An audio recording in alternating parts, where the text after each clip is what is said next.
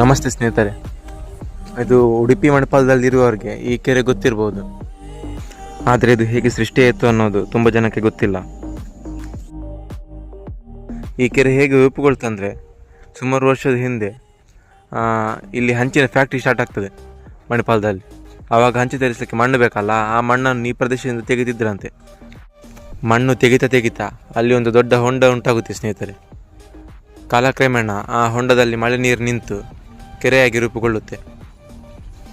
ಸ್ನೇಹಿತರೆ, ಇದು ಈ ಕೆರೆಯ ಹಿಸ್ಟ್ರಿ. ಈ ವಿಷಯ ನಿಮಗೆ ಇವತ್ತು ಗೊತ್ತಾಗಿದ್ದರೆ ವಿಡಿಯೋಗೊಂದು ಲೈಕ್ ಮಾಡಿ, ಹಾಗೆ ಈ ವಿಡಿಯೋನ ಶೇರ್ ಮಾಡಿ. ಮತ್ತು ಈ ಕೆರೆ ಸುಮಾರು 60 ಎಕರೆ ಇದೆ ಅಂತೆ ಫ್ರೆಂಡ್ಸ್. ನಿಮಗೆ ನೀರಿರೋ ಜಾಗ ಸುಮಾರು 60 ಎಕರೆ ಇದೆ. ಮತ್ತು ನಿಮಗೆ ಪಾತ್ವೆ ಎಲ್ಲ ಸೇರಿ ಉಂಟಲ್ಲ, ಸುಮಾರು 120 ಎಕರೆ ಇದೆ ಅಂತ ಹೇಳ್ತಾರೆ. ಮಣಿಪಾಲದಲ್ಲಿ ಇವಾಗ ಇದೊಂದು ಜನಪ್ರಿಯ ಪ್ಲೇಸ್ ಆಗಿದೆ ಫ್ರೆಂಡ್ಸ್.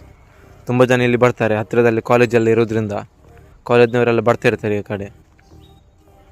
ಹಾಗೆ ಫ್ರೆಂಡ್ಸ್, ಮುಂದಿನ ವಿಡಿಯೋದಲ್ಲಿ ಸಿಗೋಣ. ಬಾಯ್.